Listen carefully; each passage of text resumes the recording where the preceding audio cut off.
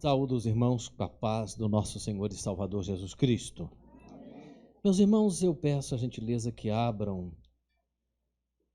o livro sagrado, a gloriosa palavra de Deus, ao qual nós reservamos o dia de hoje para nos lembrarmos deste livro tão maravilhoso que é a palavra de Deus. Mas, na verdade, quem ama a palavra de Deus nunca esquece dela. Está sempre com ela no seu coração. Salmo 119. Vamos ler do verso 9 até o 16, depois o 119, versículo 105. Pastor, eu vou procurar ir até onde o Senhor me limitou, ali que me deu, né? O Senhor estendeu um pouquinho, agradeço aí. Mas, como todo bom etadiano, eu brigo com o tempo. Tive um bom mestre, pastor Francisco Mascarenhas, né? Vamos buscar não passar, aproveitar o tempo que o Senhor me deu para sobrar, para aí o Senhor ficar devendo para mim, tá bom? Se não der, né, eu pago para ele depois. Mas é uma alegria muito grande, agradeço as orações dos irmãos. Todos sabem que eu passei por uma situação de enfermidade um tanto quanto atribulada nesses últimos dias, quase 2 semanas. E estou aqui para a glória do Senhor Jesus Cristo, estou de pé, é por causa das vossas orações, dos irmãos que intercederam por mim. Eu não podia deixar de agradecer a essa igreja amada que sempre tem orado pelos seus irmãos. Eu tenho certeza que eu não estou livre. E estarei viajando, pastor, mas estarei aqui no Ano Novo, tá? Vou viajar, devo ir para o Rio de Janeiro, minha terra, meus conterrâneos, Deus abençoe vocês, Deus abençoe meus conterrâneos que estão lá atrás também. Estarei passando uns dias lá, mas retornarei para o Ano Novo, né? E o pastor de lá já me agendou. Vou pegar a carta com o senhor, tá, pastor? Não se esqueça. Salmo 119, versículos 9 até o 16, diz assim: Como purificará o jovem o seu caminho, observando-o conforme a tua palavra?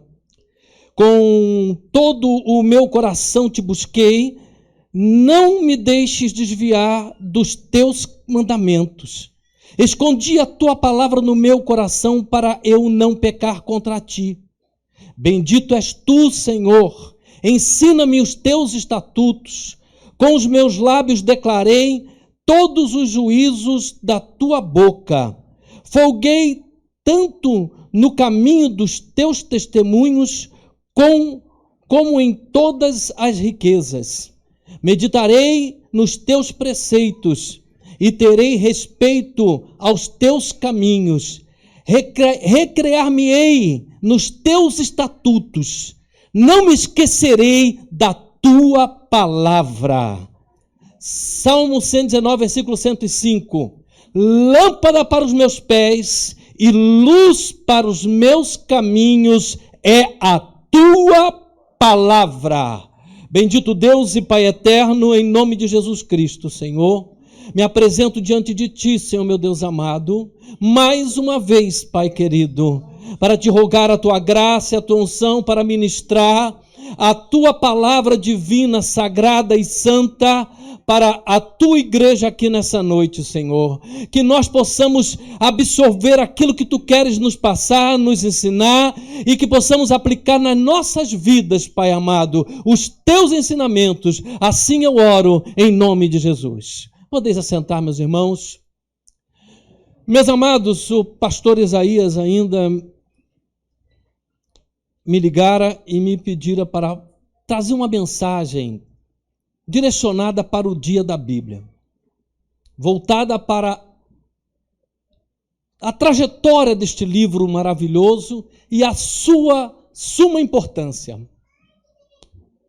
E gostaria de dizer para os irmãos aqui, e creio que não vai ser nenhuma novidade para nenhum daqueles que servem ao Senhor, mas pode ser que aqueles que de repente nos assistem na internet, que ainda não têm alcançado a dimensão que o cristão alcança no compreendimento da palavra, pode não entender perfeitamente a palavra de Deus como nós entendemos. E eu quero trazer aqui, meus irmãos, e dizer que esta palavra é uma palavra maravilhosa. A Bíblia é um livro vencedor, eu poderia dizer. Porque desde a tradição oral, quando no começo ainda não se tinha ainda a escrita e a profundidade de conhecimentos escritos, poucos povos dominavam a escrita, como os acadianos e os sumérios. Abraão era daquela região ali de Ur dos Caldeus. Ele com certeza deve ter tido algum conhecimento na escrita, mas ainda a palavra de Deus ainda não estava concluída. Ainda não estava praticamente no começo, ainda não tinha nada escrito, tudo era passado pela conversa, o pai para o filho e assim por diante, o filho para seus filhos, para os netos, e sempre era obrigação do chefe de família trazer, falar dos ensinamentos da palavra do Senhor. Mas veio mais tarde a elaboração das escrituras através dos pergaminhos. Depois dos pergaminhos vieram os papiros. Mas a Bíblia ainda assim, ainda estava no seu processo e ainda correndo o risco de se perder a mensagem sagrada. Porque o que Deus estava primando era pela mensagem sagrada, a sua palavra, aquilo que ele queria passar para a humanidade, que era a redenção do ser humano através do anúncio vindouro de Jesus Cristo. Deus estava, ao orientar os seus servos a escreverem, ele estava tentando manter registrado por escrito todas as palavras, todos os seus desejos, todas as suas vontades, para que fosse transmitido para o homem. Então, nessa época, era uma época que era transmitida basicamente para o povo judeu. Mas essa palavra não estava limitada já desde a eternidade apenas ao povo de Deus. Ela estava sendo construída para que toda a humanidade viesse a tomar conhecimento da palavra de Deus. E por isso quero dizer que a Bíblia, ela superou, ela venceu o tempo, porque ela venceu o risco que os pergaminhos tinham de se deteriorar. Os pergaminhos eram muito fáceis de deteriorar. Os papiros eram um pouquinho mais consistentes, mas se deterioravam também. Tanto que os judeus guardavam esses documentos dentro de vasos para proteger do tempo, para que não se perdesse, e guardavam em cavernas escuras. Daí, o encontrar, olha que coisa maravilhosa, olha como é que Deus preserva a sua palavra, irmãos. Daí, nós vamos lembrar que por volta do ano de 1948, se não me falha a memória, na caverna de Corã, um certo pastor de ovelhas estava pastoreando e viu que umas ovelhas estavam subindo pelas escapas. Então ele começou a tirar umas pedras para que ela voltasse, mas ele escutou ou atingiu, ao jogar umas pedras, ele escutou um barulho tipo de algo quebrando, e ao entrar lá dentro ou subir aqueles montes e chegar lá naquela caverna procurando a sua ovelha que tinha subido, ele vai encontrar lá dentro vários vasos contendo os escritos, principalmente do livro do profeta Isaías, escritos que estavam registrados há mais de 1000 anos. Isso é operar de Deus. Parece algo que está no frio da história, na fala do historiador e do teólogo, mas há um operar de Deus nisso aí. Deus estava mostrando: ninguém vai impedir de que minha palavra seja preservada. Então a palavra de Deus, ela venceu o tempo e chegou até os nossos dias.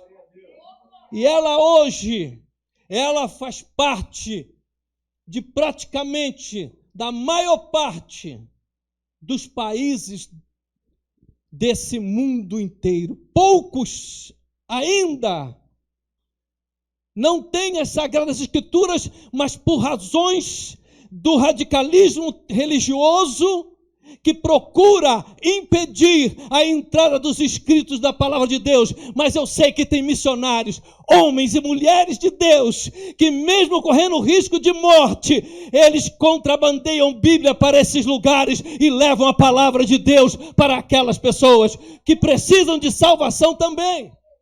Porque a mensagem da palavra desse livro que a gente está agora comemorando o seu dia é salvação para a humanidade. Não existe outra mensagem, até mesmo que a Bíblia fala, mais importante do que a salvação. A Bíblia pode falar de cura, a Bíblia ela pode falar de vitória, a Bíblia vai falar de história, vai citar partes da geografia, a Bíblia vai falar de astronomia, a Bíblia vai falar de tantas coisas, mas a função principal da palavra de Deus é anunciar a redenção da humanidade através da pessoa bendita de Jesus Cristo. Aleluia! E nunca houve um tempo mas tão importante para que se pregue a palavra de Deus, como os dias de hoje. Se faz necessário que cristãos saiam da sua zona de conforto e passem a buscar mais entendimento e mais compreensão da palavra de Deus. Principalmente numa era, eu não sei quem foi que falou aqui, onde está buscando muito o conhecimento, a humanidade está buscando conhecimento. Acho que foi o irmão Eliseu. A humanidade está buscando muito conhecimento secular e muita coisa enganosa tem sido passado para as pessoas. Existe muito relativismo, muito sofisma espalhado pelos bancos de faculdade, pelas salas de faculdade, por livros que você encontra em bibliotecas, muita coisa manipulada para distorcer a compreensão daquela pessoa que tem a curiosidade de conhecer algo da Bíblia, mas não tem coragem de buscar a Bíblia. Para quem me conhece, eu sou frequentador assíduo de bibliotecas e de livrarias. Se tem um ambiente que eu me sinto à vontade, é ali. Vários irmãos, já estou vendo os irmãos balançando a cabeça aqui, já me viram tomando café e lendo um livro ali na livraria A Página, no nosso shopping. Mais um certo amigo meu, ele comentando sobre um livro que ele estava lendo ali, a respeito de homens que marcaram época. É um historiador desses famosos aí, que eu não vou citar o nome. Também não vou citar o nome do livro. E ele escreve sobre homens que se destacaram porque eram homens ousados, homens valentes, alguns tiranos, outros assassinos e agressores. E ele comenta sobre esse livro comigo e me fala sobre líderes como Hitler, Mussolini, esses homens que marcaram a história negativamente. Falou também do Qin Shi Huangdi, aquele que construiu a muralha da China, comentou alguma coisa a respeito. Mas quando ele chegou e falou para mim acerca da palavra de Deus, ele disse, olha, ainda cita coisa da Bíblia ali. E ele é agnóstico. Ele é agnóstico. Ele disse, olha, tem coisa da Bíblia ali, rapaz. Fala sobre Davi e Salomão. Ah, é? Rapaz, Davi era um assassino, matou o próprio filho. Espera aí. Como é que é o negócio? Matou o próprio filho? Deixa eu ver esse livro. Então eu estava ali, eu tenho liberdade, peguei o livro, abri e comecei a ler, li toda a parte que concerne ao texto de Davi.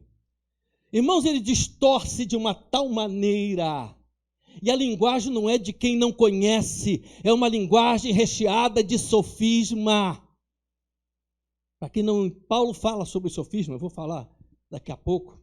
Paulo fala que devemos combater, que as nossas armas para combater os sofismas. E Paulo fala muito bem sobre isso, porque ele enfrentava naquela época, porque está pregando em plena época da evolução da cultura grega. Olha, podemos até fazer uma análise agora, um paralelo, não é muito diferente não, hein? Naquela época se pregava muito conhecimento, discutia-se no Areópago, era sábio falando para um lado, sábio falando para o outro, de um outro. Filósofos da época eram figuras marcantes, como Protágoras, que foi um dos pais do discurso sofismático.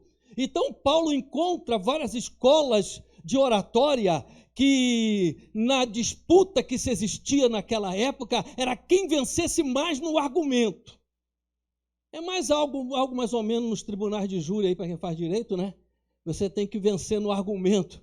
E tu tem que usar vários sofismas mesmo, né? Que usa uns sofismas, manipula um pouquinho para jogar, para de repente o camarada cair numa contradição e você vê o cara se entregar. Mas acontece que naquela época a prática era para se vencer no discurso. E isso entra dentro do seio da igreja. Vejam bem, nós estamos no mundo, a Bíblia diz que nós estamos no mundo, nós não pertencemos a ele, mas não é difícil do mundo nos influenciar. Na época de Paulo, na igreja de Corinto, não foi diferente. Paulo, ele enfrenta isso aí lá na igreja de Corinto, essa influência. Quando ele vê a igreja se dividindo, porque tínhamos pregadores que, por seguir linhas de pensamentos, de muitos se converteram, tinha muitos que na boa fé, inclusive até no caso de Apolo, usava da sua oratória que ele aprendeu desde pequenininho, porque a cultura grega era assim, era desde pequeno eles aprendiam a arte da oratória, tinham um mestre para ensinar a dialogar, porém nesse meio da arte da oratória existia algo que estragou a raiz da palavra sofia. Sofia é a sabedoria, mas deu uma declinação para algo que se tornou uma conotação um tanto quanto negativa, que foi o sofisma. Começaram a usavam muito de sofismas e falavam e argumentavam, mas usando a palavra de Deus, e o povo começou a dividir. Aí eu dizia, eu sou de Apolo, eu sou de Paulo, eu sou de Pedro, eu sou de Jesus e tal. Aí Paulo fala, olha pessoal, eu dou graças a Deus, porque não batizei muitos dentre vós, eu só batizei alguns da família de Cloe, batizei a Crispo, batizei, se não me falha a memória, a Gaio, mas eu não vim aqui para batizar, eu vim para evangelizar, para que a mensagem da cruz não se torne vã. Paulo sabia a importância das Escrituras e a mensagem central dela, que é Cristo, a cruz e o sacrifício dele e a redenção da humanidade. Essa é a importância deste livro. Mas não para por aí, o diabo, ele é astuto. Ele não muito contente,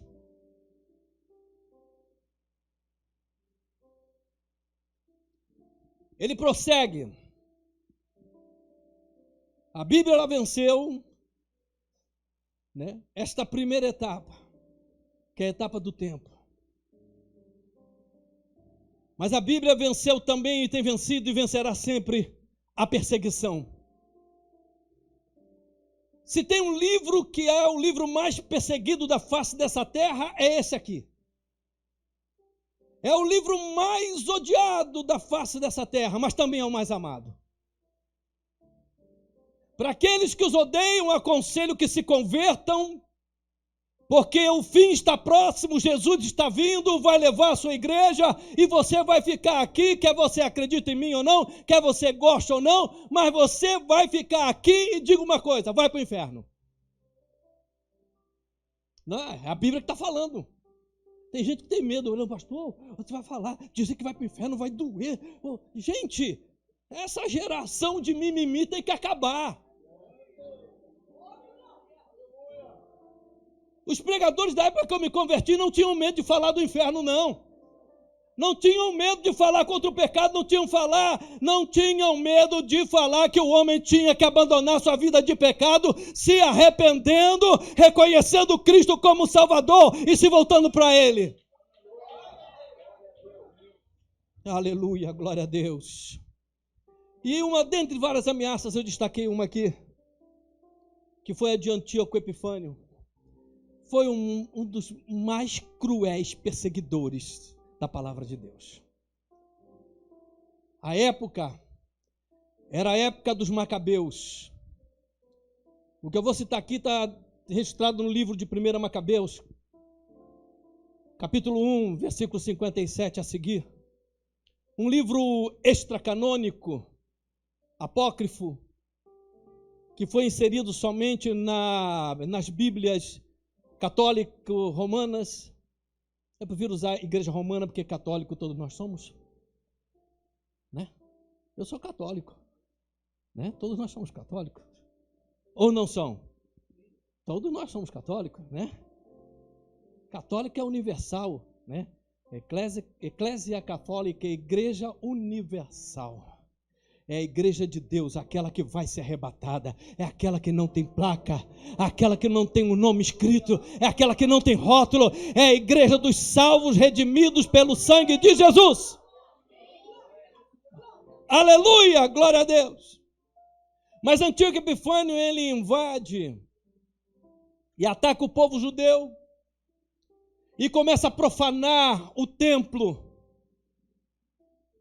Ele vendo aquela dedicação do povo judeu que já estava trazendo consigo a lição muito bem aprendida do cativeiro, né? O povo judeu só se emendou depois do cativeiro babilônico, né? Que até então pecava, levantava, pecava, levantava, pecava, levantava. Chegava lá, Acais mandava levantar poste ídolo e mandava e o povo adorava. Até o sacerdote, oh, glória a Deus e tal. E aí daqui a pouco estava adorando a Baal, daqui a pouco estava adorando os Baalins, daqui a pouco estava adorando a poste ídolo, daqui a pouco estava lá e adorando e tal, profanando o templo. Aí vinha logo em seguida o filho dele, Ezequias, que se levanta, manda destruir o poste ídolo, dá uma repreensão no sacerdote, manda tudo jejuar, orar. Aí vinha aquela bonança de né? Aí não demora muito, o povo volta a pecar. E aquele levanta e cai. Deus vai cumprir-se o cativeiro babilônico e vocês vão aprender. E o povo aprendeu. E nunca mais o povo de Deus adorou a outros deuses e nunca mais traiu a Deus. Mas acontece que nesse período, Antíoco Epifânio, revoltado, eu creio que usado pelo diabo, porque o ódio dele foi tão grande que ele profanou o altar. Ele mandou imolar porcos. Veja bem, para o judeu, porco é um dos animais mais imundos que tinha. Ao invés do sacrifício estabelecido em Levítico, ele obrigava os sacerdotes judeus a matar porco. Imagine, pastores, chegar a esse país, entrar para um governo sujo, um governo déspota, um governo sem temor de Deus, e depois querer obrigar as vossas senhorias a adorar outros deuses só para agradar a humanidade. Qual seria a minha, como pastor, e a atitude, não somente dos pastores, mas de toda a igreja? Resistir como esse povo resistiu. Ele começou profanando, fazendo isso, e ele fazia coisa pior ainda. Ele deu ordem a seus soldados para que toda a mãe que mandasse circuncidar o seu filho, olha só, para o judeu a circuncisão era algo de muita importância. Era o símbolo da aliança com Deus. Ele mandava espancar as mães, batiam, agrediam elas, prendiam elas, matavam a criança circuncidada por estrangulamento, esquartejamento, ainda viva na presença dos pais, e depois incendiava a casa daquela família judia.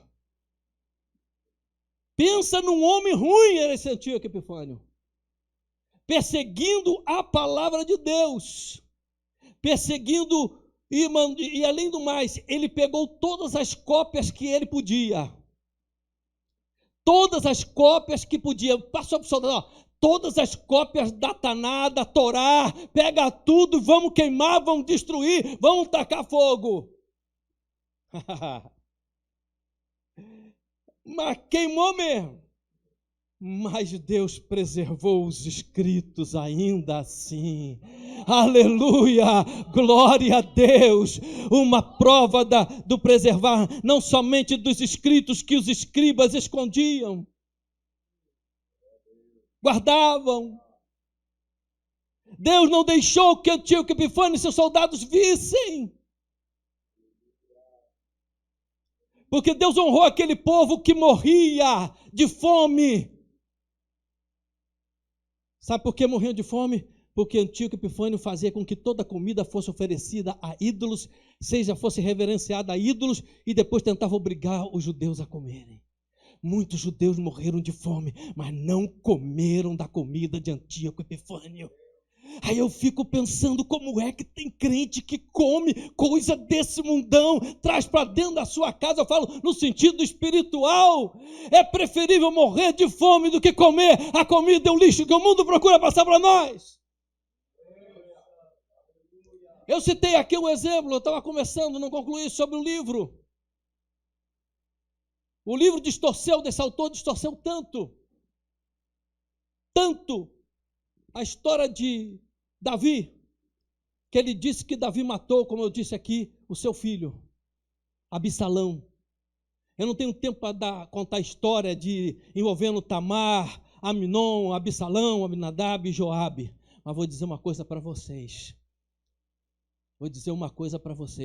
Davi não mandou matar Absalão. Todo mundo aqui conhece.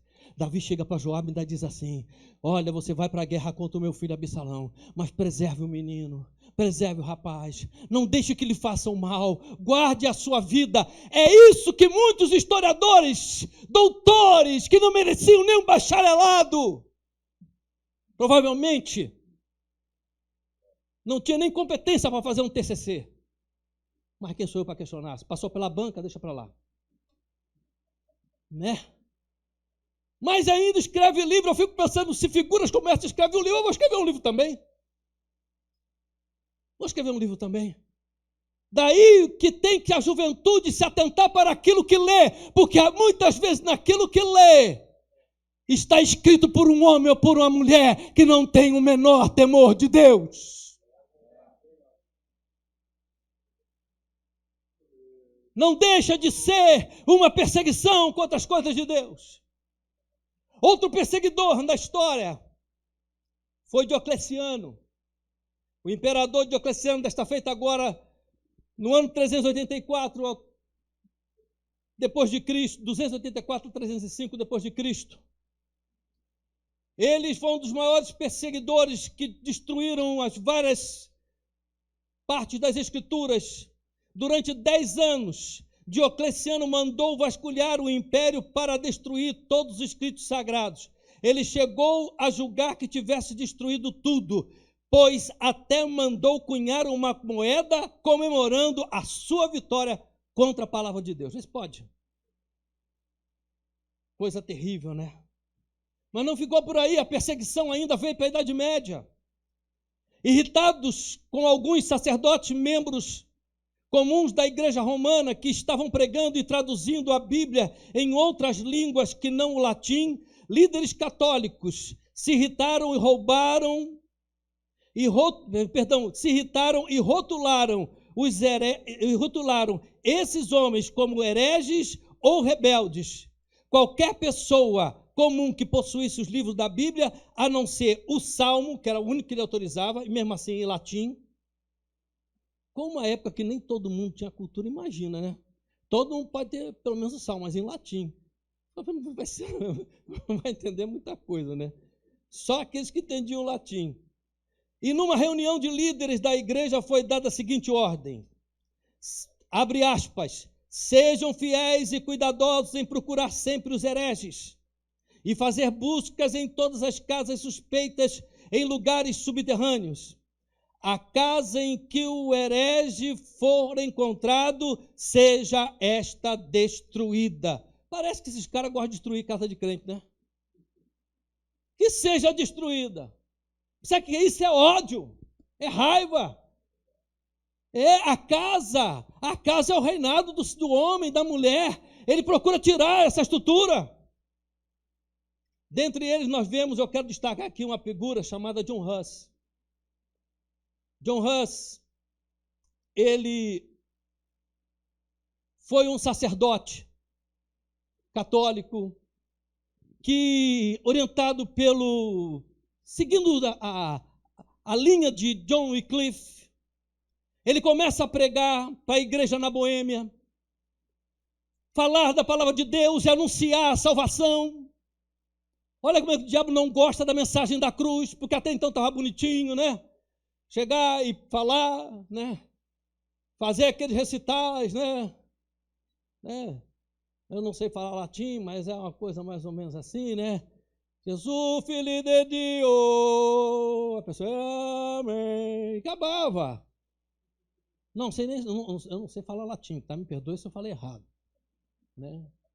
Aí o povo não entendia.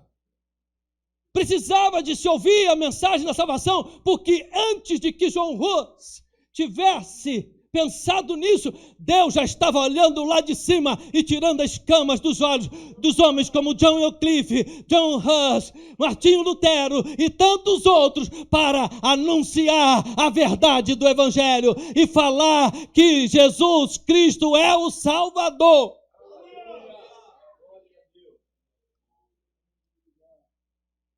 Olha só o que diz aqui. Por causa da palavra de Deus, John Huss foi perseguido. Foi condenado à morte na fogueira pelo Concílio de Constança. E ele, antes de morrer, ele disse a seguinte frase: estou preparado para morrer na verdade do Evangelho que ensinei e que escrevi. Porque foi ele que traduziu a Bíblia do latim para a linguagem do povo boêmio. E quando ele morreu, diz os eruditos da época e os mais contemporâneos, que ele morreu cantando salmos, e esse ato de ele sendo queimado cantando salmos deflagrou um avivamento na época onde a palavra foi pregada e muita gente se converteu e aceitou Jesus como Salvador. Imagina aquele homem cantando, sendo queimado vivo, cantando: o Senhor é o meu pastor, nada me faltará. Oh, Jesus Cristo! Oh, meu Deus! Parece que isso está acabando no dia de hoje. Será que estamos preparados ou dispostos a morrer pelo Evangelho do Senhor Jesus Cristo? Estamos dispostos a abandonar o nosso conforto, a perder até os nossos bens para proclamar a verdade do Evangelho? Que fique como reflexão para todos nós, eu me incluo nessa. Aqui, e para finalizar, tenho menos de 5 minutos para vos dizer ainda que a palavra de Deus também venceu um dos piores ataques que vem ao longo dos anos sendo perpetrado contra a sua palavra, que é as tentativas que o diabo usa de alterar o texto bíblico, através das seitas heréticas, através de pensamentos que não nasceram no céu, nasceram em qualquer outro lugar, até no inferno, mas não nasceram no céu. Dentre eles aqui, eu quero destacar aqui alguns. Começando pelos samaritanos, vamos para dentro da Bíblia ali, quando Jesus encontra com a mulher samaritana, né, que falam, né, vossos pais adoram no monte, está falando do Monte Gerizim. Os samaritanos, eles propositalmente alteraram o texto de Êxodo 20, 18, colocando, acrescentando, não alterando, acrescentando a seguinte parte: e no Monte Gerizim, ali vocês vão construir um altar. Com que finalidade? Para adoração. E aí as seitas começam a surgir. Seitas por não acreditarem na Trindade, por terem na sua elucubração mental do seu líder dito que Jesus, que o Espírito Santo era apenas uma essência, deturparam propositalmente a palavra de Deus, a ponto de traduzirem as passagens aonde tem o Espírito Santo, ou colocando, quando há a expressão Espírito Santo, coloca o Espírito Santo com letra minúscula. Lá em Mateus 4, 1 ao 3, quando cita o nome do Espírito Santo, ele coloca Espírito com letra minúscula. E também lá em João 1:1, ele negam a autoridade de Cristo, escrevendo da seguinte forma. Olha o texto distorcido de João 1:1 que eles escrevem. No princípio era a palavra, e a palavra estava com Deus, e a palavra era um Deus. Conseguiram entender onde está a heresia aqui? Quem tem escola dominical, entendeu.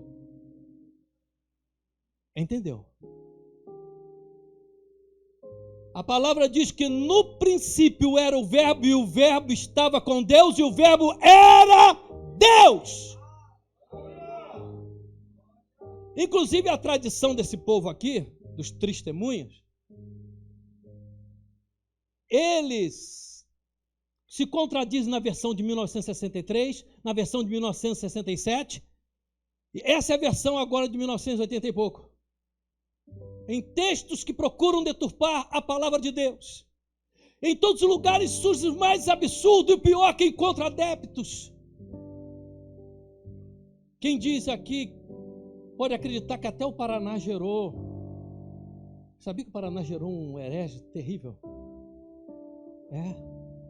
Em Curitiba nasce uma seita que diz que o nome de Jesus é uma fabricação da Igreja Católica para amaldiçoar o nome de Jesus Cristo, o nome de Yehoshua. E diz que o nome grego Jesus é um nome que no hebraico, o sufixo sus, significa cavalo. E com isso, é uma blasfêmia contra a Deus, porque o nome Yehoshua veio dos céus, segundo eles. Nasceu em Curitiba, em 87. E já está cheio de adeptos. Olha que coisa mais absurda. Jesus está no grego. Como é que o cara vai fazer uma transliteração de um texto do grego usando o hebraico? Eu não consigo entender. No grego, o cavalo é hippos. É claro que sus, em hebraico, né, a pronúncia sus, que dá a palavra que dá a pronúncia sus, ou seja, é cavalo. Mas pegar aquela palavra de hebraico, pegar uma palavra grega e dizer que é algo que a igreja criou para amaldiçoar as pessoas, falando mal do Papa e outras coisas mais, e outras heresias que eles praticam, é no mínimo chamar eu e você de burro, porque qualquer pessoa na sua sã consciência não vai engolir uma balela dessa.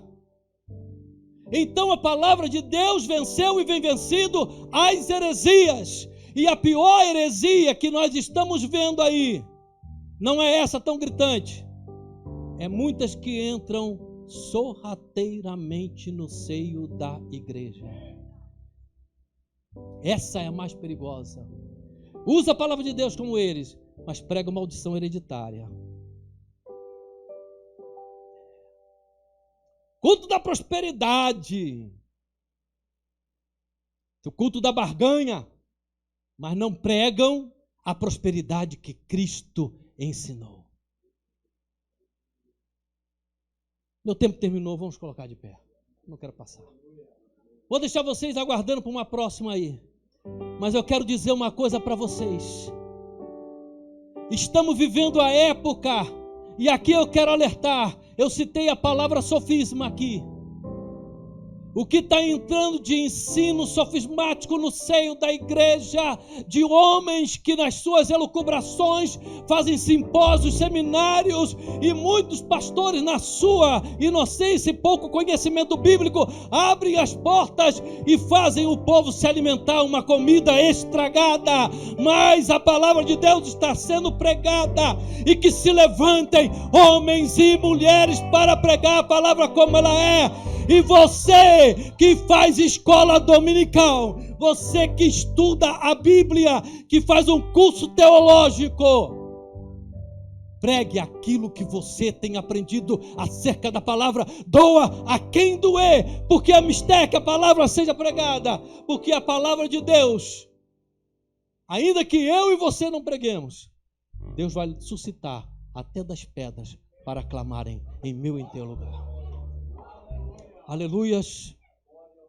Eu vou orar agora aqui, eu quero orar com vocês. Eu não vou fazer o apelo, mas se alguém sentir que precisa consertar com Deus alguma coisa, falar com Deus, precisa de Deus, eu vou orar por você aqui.